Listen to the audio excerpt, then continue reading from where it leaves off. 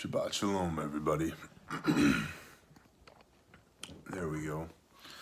Shabbat Shalom, everybody. Hopefully, my phone does not fly out of my little tripod here, because the claws that hold it are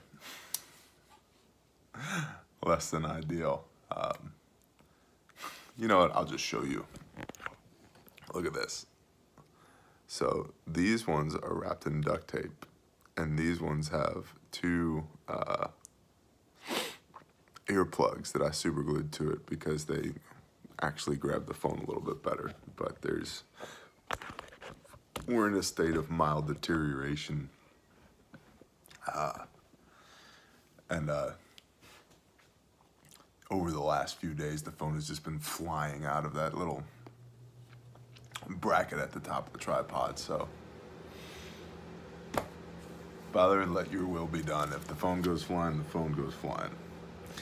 So, we are in Leviticus 17 this morning, Wa'ikra 17. I am the only human being awake in my house right now. And I'm in my house rather than outside right now because we have at least 5 roosters at the moment that I know of. And the sheep. These sheep are getting vocal, y'all. And it's funny how we are repeatedly compared to sheep in this book because, you know, sheep can't see very far. Do you know that? They're nearsighted. And they whine a lot. Meh. Meh. And they require a decent amount of attention from their master to keep them on the straight and narrow. And when they get panicked, they just run, sometimes right into a fence or a wall or a post or something else. They're just, I totally understand why we are called sheep. Wa'ikra 17, Leviticus 17. Now, we just did 15 and 16 last week, so if you haven't read those, you should go read those. That deals with bodily fluids and being unclean in 15, and then in 16 deals with atonement and the scapegoat. And we had a pretty interesting discussion last week around Matthew 3 and baptism and Enoch 8 and Genesis 6 and Genesis 15 and the apocalypse of Abraham and who is Azazel and fallen angels and yada, yada, yada. So feel free to go watch that. 17 and 18 are both short-ish books of Leviticus. I mean, like, 17 is pretty short. It's similar to Leviticus 12 as far as being remarkable and how short that Torah is, that instruction is. 12 is very simple. It's like, listen, if you're a lady and you get pregnant and you have a baby, if it's a boy kid, you're unclean this long. And if it's a girl kid, you're unclean this long. The end. Next chapter. So we'll just go ahead and get started. 17. And Yahweh spoke to Moshe. And that's God spoke to Moses. If you got a King James. And Yahweh spoke to Moshe, saying, speak to Aaron and his sons and all the children of Israel, that's us, and say to them, this is the word which Yahweh has commanded, saying, any man from the house of Israel who slays a bull or a lamb or a goat in the camp, or who slays it outside of the camp, and does not bring it to the door of the tent of appointment, to bring an offering to Yahweh before the dwelling place of Yahweh, blood guilt is reckoned to that man. He has shed blood, and that man shall be cut off from among his people. In order that the children of Israel bring their slaughterings, which they slaughter in an open field, and they shall bring them to Yahweh at the door of the tent of appointment to the priest, and slaughter them as slaughterings of peace offerings to Yahweh. So these first 5 verses here, what it's saying is, the Father spoke to Moshe, his man on the ground, literally, and said, listen, if your people, the children of Israel, my people, the children of Israel, are going to be slaughtering animals, they need to be bringing them to the tent of appointment. Which sounds kind of like, whatever, Dad. You know, that's kind of what would go through my mind. Okay, Dad. But it makes me wonder why. Okay, all of our animals have to be slaughtered at the tent of appointment. Remember, 600,000 military-age males amongst the Hebrews, estimated to be between 3 and 5 million people, plus their 5 to 10 million head of livestock. This is a lot of people and animals. Now, which would necessitate a lot of slaughtering. However, it's important to understand that protein isn't necessarily part of their menu every day. In fact, most animals were slaughtered either as an offering of thanks, a peace offering, as a sin offering, or on the feasts. You know, the 3 appointed times per year that we meet with the Father. Pesach, or Pushak, which is not Pushak, it's Pesach. Shavuot, and Sukkot, when the Father commands us to go camping, which is coming up, and I can't wait. Oh, I can't wait. So, I mean, I say coming up, it's still months away, but I can't wait. I can't wait. So all that being said, why do we need to bring these animals to the tent of appointment? Let's get into it. 6. And the priest shall sprinkle the blood on the slaughter place of Yahweh at the door of the tent of appointment, and shall burn the fat for sweet fragrance to Yahweh. And let them, the children of Israel, no longer slaughter their slaughterings to demons after whom they whored. No longer slaughter your slaughterings to demons after whom they whored. This is a law forever for them throughout their generations. So,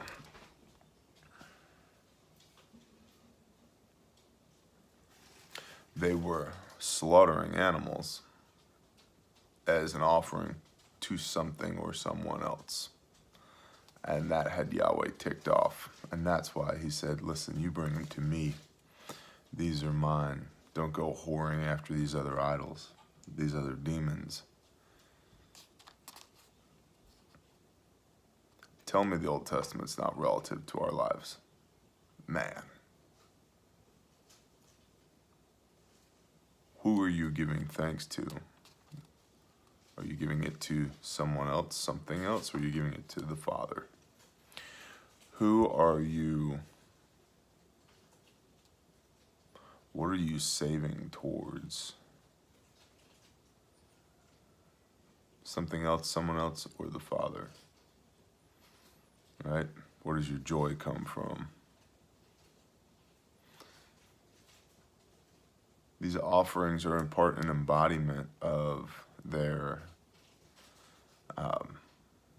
energy, because they've put a lot of time, effort, and energy into these animals. And then so to give one up, to offer that energy up and that time up to something else that's not Yah.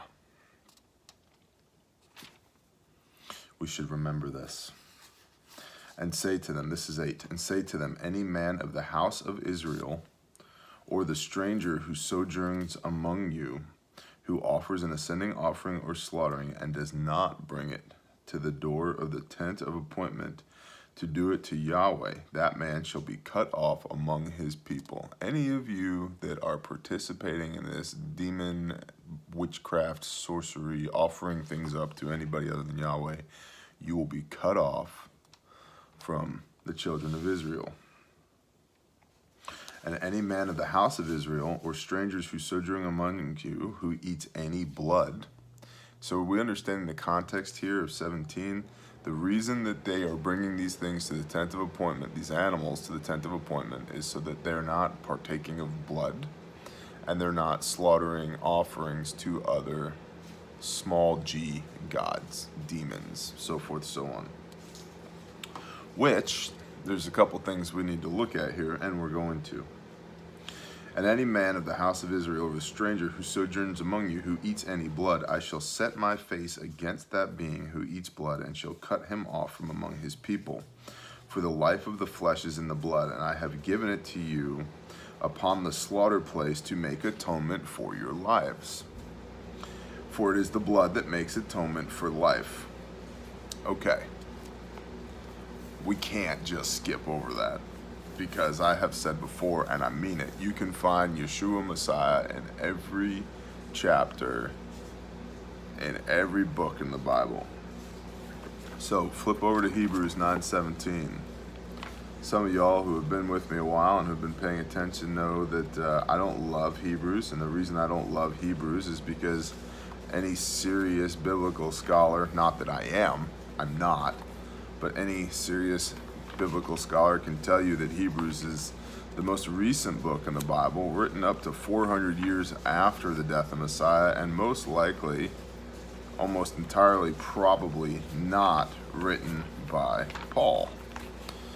Written by somebody who was trying to sound like Paul, and there's some incredibly questionable translation of the book of Jeremiah in Hebrews that leads to a whole lot of confusion. All of this is biblical fact. This isn't T's opinion of it. This is biblical fact. So the book of Hebrews is,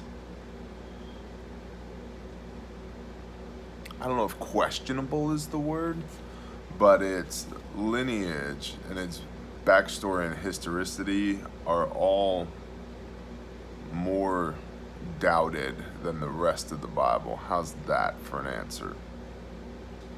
But, is all scripture divinely inspired?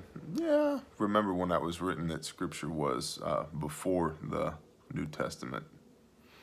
That the New Testament was some Gospels and an Apocalypse and some letters back and forth that at the time weren't considered scriptures. They were testimony and letters back and forth.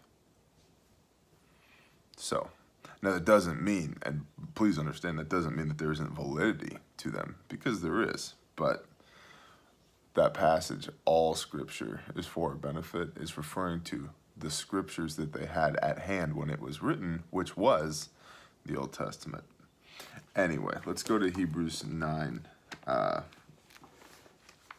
What did I say? 9:17. That's what I thought it said. Hebrews 9:17. For a covenant over those dead is firm, since it is never valid while the covenanted one is living.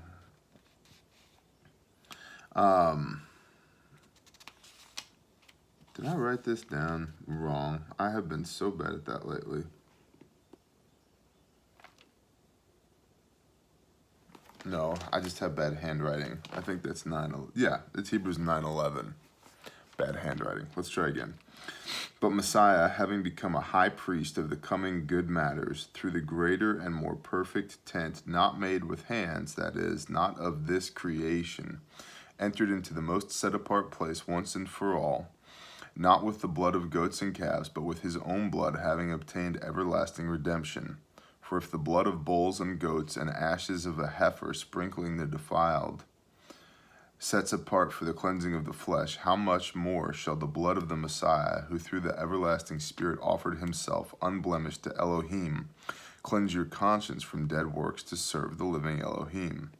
And because he is the mediator of a renewed covenant, you should circle and underline that. And because he is the mediator of a renewed, not new, renewed covenant, so that death having taken place for redemption of the transgressions under the first covenant, those who are called might receive the promise of everlasting inheritance. For where a covenant is, it is necessary for the death of the covenanted one to be established. Okay.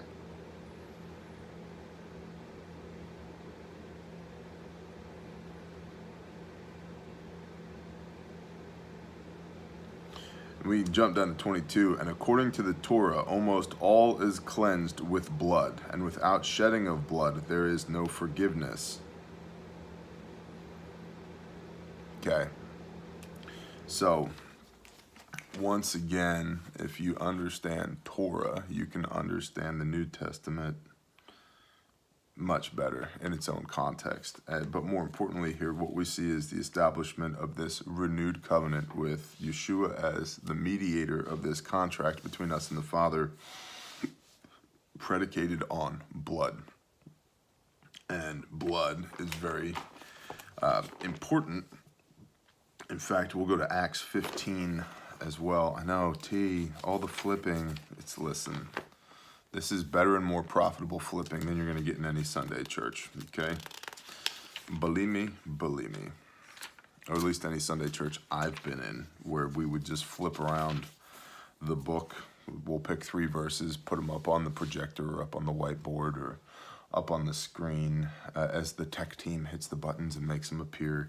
And then we'll just camp on these 3 unrelated verses, all with some sort of common theme that we can cobble together a message.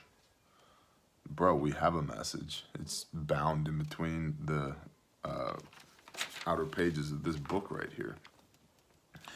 So, Acts 15, 19 through 21. Therefore, I judge that we should not trouble those from among the nations who are turning to Elohim. This is a Torah, an instruction, the law for the Gentiles who are coming to believe in Messiah. Therefore, that I judge that we should not trouble those from among the nations who are turning to Elohim, but that we write to them to abstain from the defilements of idols. That's really important. And from whoring, and from that is strangled, and from the blood. For from ancient generations Moshe has in every city those proclaiming him, being read in the congregations every Sabbath. This is what I talk about repeatedly. Gentile believers in Messiah, people who were not Jews, coming to Messiah, what should they do? And this argument was over circumcision. Do we need circumcision? And if you begin reading at 15, and certain men came down from Yehuda, from Judah, and were teaching the brothers, unless you are circumcised according to the practice of Moshe, you are unable to be saved. And then you get into the concept here of, circumcising the heart, right? And yada, yada, yada, blah, blah, blah. But within that context, the argument was, what do you have to do to be saved by Messiah? And then we get to 15:19, therefore, to answer that question, what do I have to do to be saved? Therefore, I judge that we should not trouble those from among the nations who are turning to Elohim, who are coming to the Father, but that we write to them to abstain from the defilement of idols, don't worship idols, and from whoring, don't sleep around, don't go outside of your marriage, and from that is strangled, and from blood. For from ancient generations Moshe has in every city, meaning forever, there has been a place in every city forever of those proclaiming Moshe and reading his words every Sabbath. Go to the congregations every Sabbath and hear the words of Moshe. This is what we've talked about. You're a new believer as a Gentile in Messiah. What should I do? Don't worship idols. Don't eat strangled food. Don't drink blood. Don't do whoring. Go to the temple on Shabbat and learn the Torah. This was the instruction of the apostles to the Gentiles. But here, yet again, we have the blood. And this is, and I want to be clear about this. This is not my interpretation. This is not my belief. This is what your Bible says here in 15:19, which is why I think it's really important that we read along. We read our own Bible. We see it with our own eyes, okay? But, yeah, we don't drink blood. We don't eat blood. Why? Because the Father tells us to, and then the apostles of Yeshua tell us, look, we don't do this stuff. Okay, cool. And in fact, here we go. We'll go back to Wa'ikra, to Leviticus 12. Therefore, I said to the children of Israel, no being amongst you eats blood, nor does any stranger who sojourns amongst you eat blood. Any man from the children of Israel, or from the strangers who sojourn amongst you, who hunts and catches any beast or bird which is eaten, shall pour out its blood and cover it with dust. For it is the life of all flesh, its blood is for its life. And I said to the children of Israel, do not eat any blood of any flesh, for the life of all flesh is in its blood. Anyone eating it is cut off. And any being who eats a carcass or what was torn by a beast, be he native or stranger, he shall wash his garments and bathe in water, and shall be unclean until evening. Then he shall be clean. And if he does not wash or bathe his body, then he shall bear his crookedness. You'll suffer for it. Meaning that it's entirely possible for you to get sick from eating a carcass that has been torn. Now this could be, roadkill, an animal that was killed by a pack of dogs, or a lion, or a coyote, or a bear, or a wolf, or a T-Rex, or whatever. So, point being here, we don't eat blood. Why? What is all this in context of? Demons. We talked about, and that's, again, it's not my word. That's smack dab in the middle of Leviticus 17. It's right there I can find it. Right there, 17:7. And let them no longer slaughter their slaughterings to demons after whom they hoard. And what does Acts 15:19 through 21 say? Don't partake in this idolatry. Don't do whoring. Don't drink blood.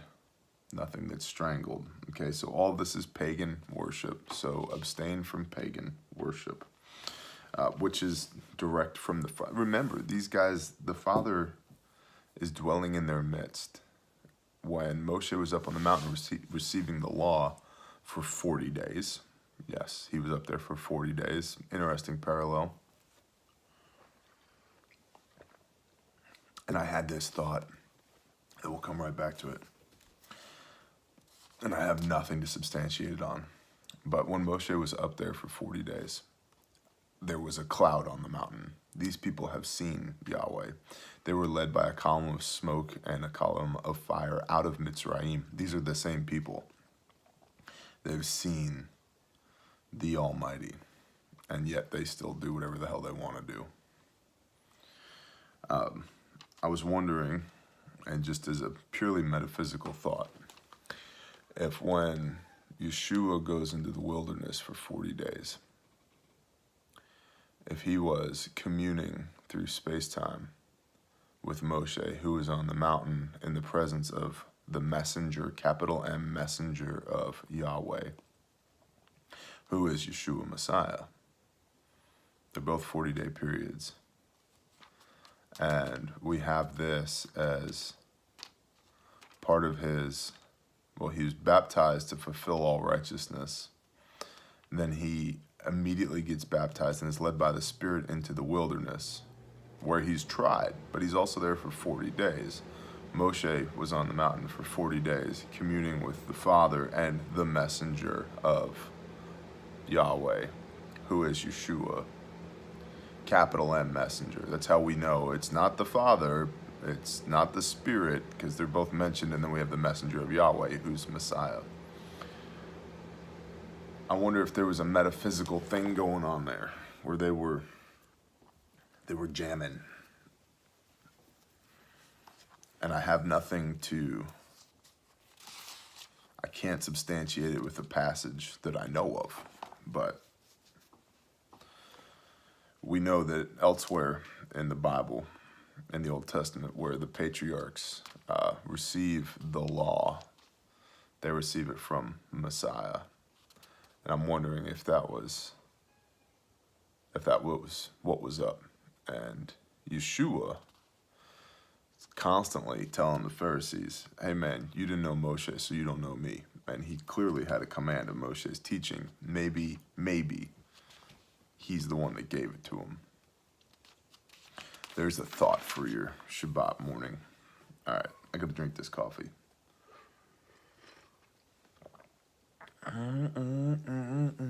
Ain't no mountain high enough. Sorry, half asleep. Mountain. That's the second time. The first coherent thought I had this morning as I was laying in bed was the opening licks to Stevie Ray Vaughan's Voodoo Child. And then the lyric, I'm standing next to the mountain. And I just got done talking about a mountain and then had the urge to sing about a mountain. Maybe I'll drink some Mountain Dew later. Probably not. I wonder what's going on with the mountain. Interesting. Okay. Leviticus 18. And Yahweh spoke to Moshe, saying, Speak to the children of Israel and say to them, I am Yahweh, your Elohim. Who? Yahweh, your Elohim. I'm the guy. Remember me? I'm the boss around here. Do not do as they do in the land of Mitzrayim where you dwelt, and do not do as they do in the land of Canaan where I am bringing you, and do not walk in their laws. Okay, so I'm Yahweh, you do my things. And so in 18, we have a list of who you can hashtag go team with and who you cannot hashtag go team with. In case you ever wondered, whatever, like, what's an appropriate relationship and what isn't. Do my right rulings and guard my laws, to walk in them. I am Yahweh, your Elohim. That right there, 18, 1 through 3, 1 through 4, 1 through 5, we should probably just all get tattooed on our foreheads. Do my right rulings and guard my laws and walk in them. I am Yahweh your Elohim, and you shall guard my laws and my right rulings, which a man does and lives by them. I am Yahweh. No one is to approach anyone of his own flesh to uncover his nakedness. I am Yahweh.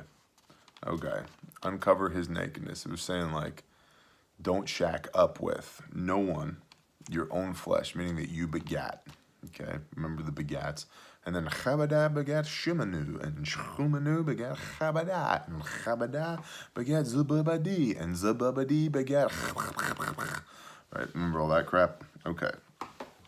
And so, anybody you begat, you don't approach to uncover their nakedness.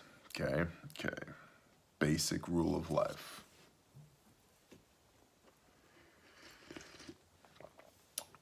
All right. The nakedness of your father or the nakedness of your mother you do not uncover. She is your mother. You do not uncover her nakedness. No shacking up with mom. The nakedness of your father's wife you do not uncover. It is your father's nakedness. No shacking up with dad's other wife. Which some people would say, yeah, they had so many wives back then. I know lots of people in my life currently who have had more than one wife. Not necessarily at the same time, but they've had more than one wife. So we need to be careful to not immediately just discard this teaching. Yeah. And I know lots of people who have had a mom and a stepmom, or a dad and a stepdad. Okay? So it does apply. The nakedness of your father's wife you do not uncover. It is your father's nakedness. The nakedness of your sister, the daughter of your father, or the daughter of your mother, whether born at home or elsewhere, their nakedness you do not uncover. The nakedness of your son's daughter, or your daughter's daughter, their nakedness you do not uncover, for theirs is your own nakedness. Grandkids, don't mess with them. The nakedness of your father's wife's daughter, brought forth by your father, she is your sister, you do not uncover her nakedness. The nakedness of your father's sister, you do not uncover, she is your father's flesh. The nakedness of your own mother's sister, you do not uncover, she is your mother's flesh.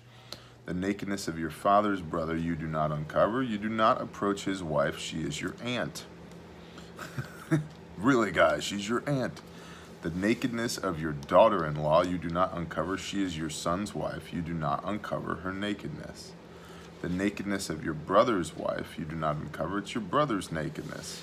The nakedness of a woman and her daughter you do not uncover, nor do you take her son's daughter or her daughter's daughter to uncover her nakedness. They are her relatives. It is wickedness. Wickedness. And remember, we just got done with instruction about how to not be pagan. Okay? No whoring, which a lot of this would fall right under whoring, but we also see right here in 18:17, it is wickedness. No whoring. Don't slaughter animals to demons or other gods. Don't drink blood. Don't fornicate. Don't do the things. Okay? So bear that context in mind with this instruction. And do not take a woman as a rival to her sister to uncover her nakedness while the other is alive. And do not approach a woman to uncover her nakedness in her monthly separation of uncleanness. Don't be riding the crimson wave. You know, if Aunt Flo's in town, there will be no visitors.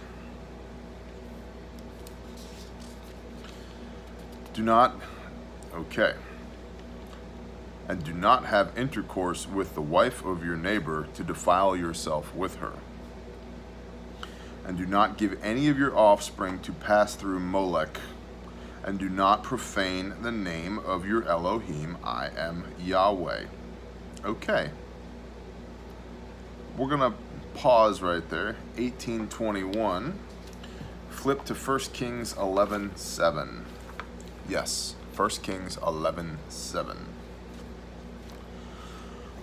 In 1 Kings, we have a brief story here of Saloma, which is Solomon. And sovereign Solomon loved many foreign women, in addition to the daughter of Pharaoh, Moabite, Ammonite, Edomite, Sidonian, and Hittite women. And from the nations of whom Yahweh had said to the children of Israel, you do not go into them, they do not go into you, Solomon clung to these in love. For they shall certainly turn away your hearts after their mighty ones. So we have this instruction here from the Father saying, don't shack up with these people. They'll turn you away from me to their mighty ones, their small g gods. Well, Solomon didn't heed that. And then we can see in 11:7, then Solomon built a high place for Chemosh, the abomination of Moab, on the hill that is east of Jerusalem, and for Molech, the abomination of the children of Ammon. Okay, so there's more of that Moloch. Molech, not Malach. Malach means messenger of Yahweh. WTF, what is this thing? So, the small g god of child sacrifice was Moloch, and this was a common thing done back in the day.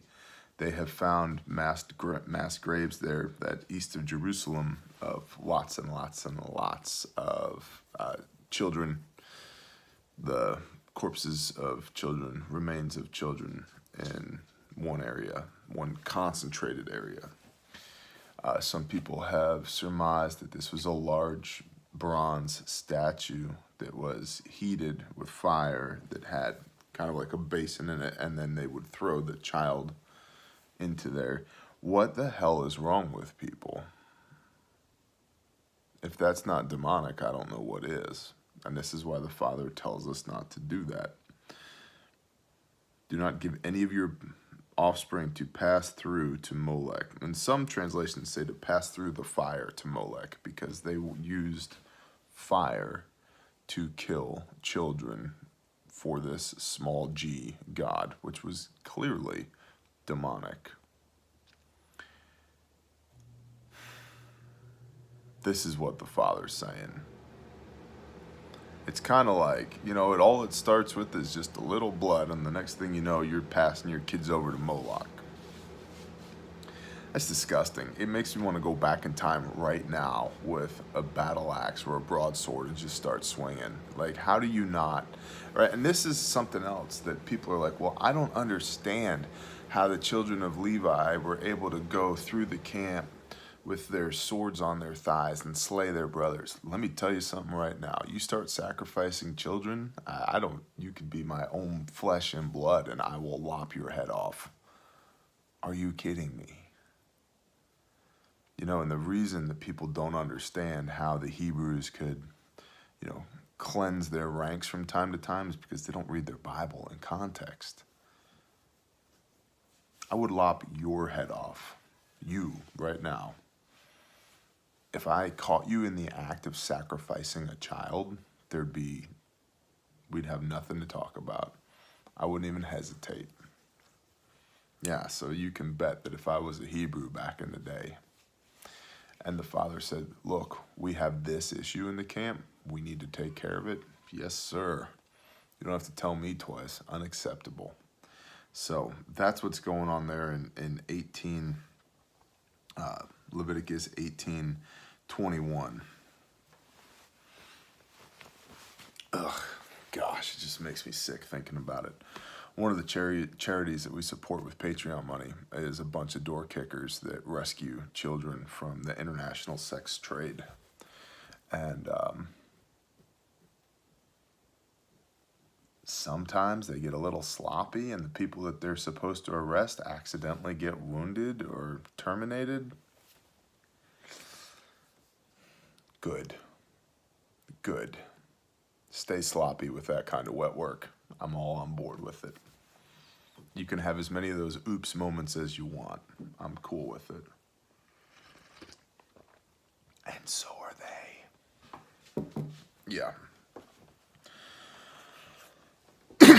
Good. All right. 18:22. And do not lie with a male as with a woman. It is an abomination. That right there is the homosexuality clause, and it drives people crazy. There it is. It's there. And do not lie with a male as with a woman. It is an abomination. And do not have intercourse with any beast to defile yourself with it. And a woman does not stand before a beast to mate with it. It is a perversion. And no bestiality.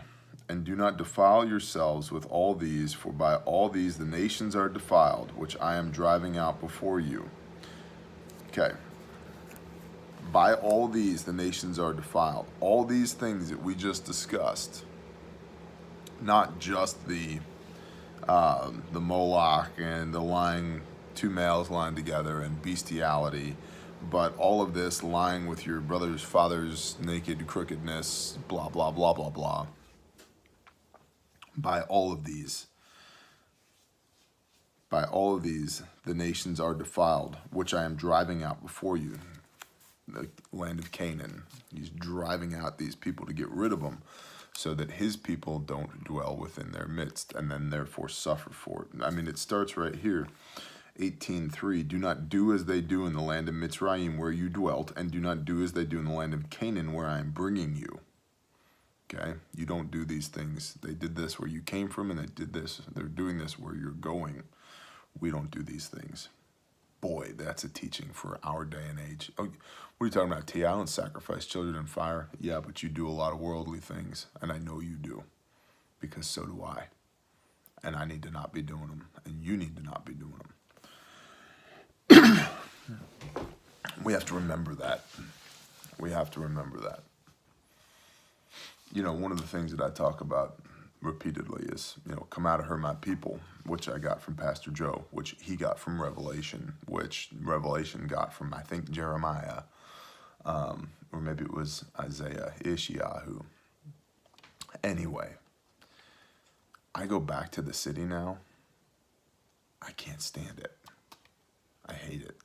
I hate it. I hate it. Like, it turns my stomach. And so it's not just,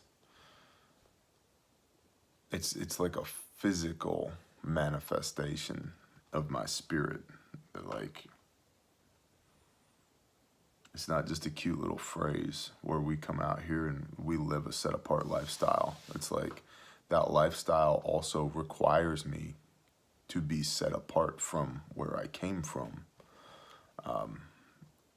And there's physical ramifications if I'm not. Like, man, I get anxiety. My stomach turns in knots. I'm angry. I'm on edge. I'm in yellow, just ready to tick over to red. That quick. Yeah, because we're not supposed to be there in the first place. I wasn't. I was let out of there. All right. But you shall guard my laws and my right rulings, and not do any of these abominations, the native nor stranger who sojourns among you. Because the men of the land who were before you have done all these abominations, and thus the land became defiled. So the people who were here before you defiled the land. So let not the land vomit you out for defiling it, as it vomited out the nations that were before you. Ooh. For whoever does any of these abominations, those beings who do them shall be cut off from among their people. And you shall guard my charge, so as not to do any of these abominable laws, which were done before you, so as not to defile yourselves by them. I am Yahweh, your Elohim. So, who am I? I'm Yahweh, your Elohim. Remember that, son. I'm talking to you. You don't do these things. You do my things. It's important to, or it's perhaps important to understand here that there's a Hebrew word. There's 3 different spellings of it. Sheketz, Shekutz, and Shakalaka, I believe, is the third pronunciation. And it's the same word, or just a very slight variation on the same word for both abomination and idolatry. And so one way that you could, and I think it makes more sense here when you think about it, well, what's an abomination? You can look that up, and the answer is pretty much defined as vile sin. Vile sin. Ugh. Think about the vileness of all this. Laying with children. I mean, I don't have a stepmom, but let's say you had a stepmom and you got her pregnant. Have fun explaining that one. Tell me that's not vile, right? So here we go, back in 1821, Molech. That's vile. That's disgusting. Okay. And then 22, do not lie, a male with a woman, it is an abomination. If you take that word abomination, sheketz, and if you just translate that as idolatry, do not lie, a male as with a woman, it is idolatry.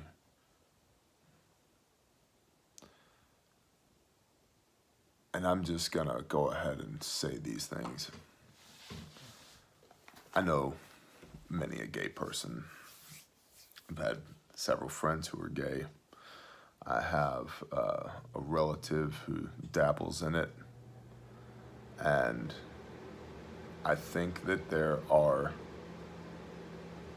some people who from birth have just been wired.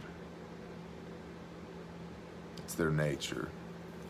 I think there's some people, the majority of people, who choose to be gay. They choose to conduct their life that way. Even those that are wired that way, I do still believe it's a choice. Yeah, it can be an agonizing choice. You know, because every fiber of their being says, do this thing, and you're saying, no, I'm not doing it. That'd be agonizing. But I know a lot of people that treat homosexuality almost precisely the way you would treat idolatry. It's a choice that they choose to engage in. They conduct themselves in a certain way because of the choice that they've made. And it's something that they worship, they put up on a pedestal, and it becomes the defining factor for them. Well, I'm gay. Good. Don't care. And just to be completely clear, politically, I don't care. Spiritually, where do I land? You need redemption just as much as I need redemption if you're gay. Shall we sin all the more so that grace may abound? No, God forbid. 1 John 3:4, what is sin? Transgression of the law. What is the law? We just read it. There's no, as I understand it, big sin and little sin. There's sin. And Yeshua came to do away with all of that. But that doesn't mean that we abuse the grace of Messiah by continuously sinning. That's where it gets tricky. So, I don't know. Lay down. Lay down.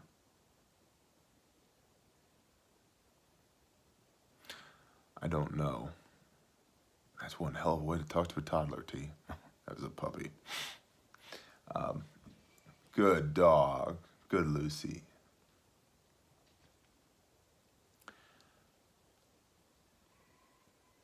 I believe it's a choice that we make every day. I can be racked with, we'll just say, hormonal lust. Man, I'm horny. Okay, and I'm just relating this to me, right, as a man. Okay, well, there's an appropriate way and an inappropriate way for me to handle that. I have a wife with which I am commanded to become one flesh, right? And we're told in 1 Corinthians 7 that we are not to keep each other from each other, right? Lest sin would gain a foothold, because if there's not an outlet for that, if there's not a healthy outlet for that, sin could absolutely gain a foothold through, lust, adultery, doing the whoring of my own eyes, so forth and so on. But I could choose, and I have at times in my life just chosen, I'm fighting this thing tooth and nail. I'm not doing this. And it's agonizing, but I'm not doing it. So even though every fiber of my being says we're going to do this thing, I can say no, we're not doing it. And so there, I think, with that particular line there, and do not lie with a male as with a woman, it is an abomination, or it is idolatry, it is shikutz. Okay, it's uncomfortable. Good. We don't do our things. We do Yah's things. And if we do our things, there's redemption for all of us, regardless. Any of you that has broken the least of these has broken the entire Torah. Yep. Doesn't mean we don't try, though. So, guys, that's 17 and 18. Bless you. Thank you for being here. Don't go do the idle stuff, man. I'm going to drink some coffee. And then we're going to read the New Testament, which we'll post on Sunday. You'll be seeing this Friday evening or Saturday, also known as Shabbat. And then we'll have Matthew 8 that we'll post Sunday morning. Shalom, y'all.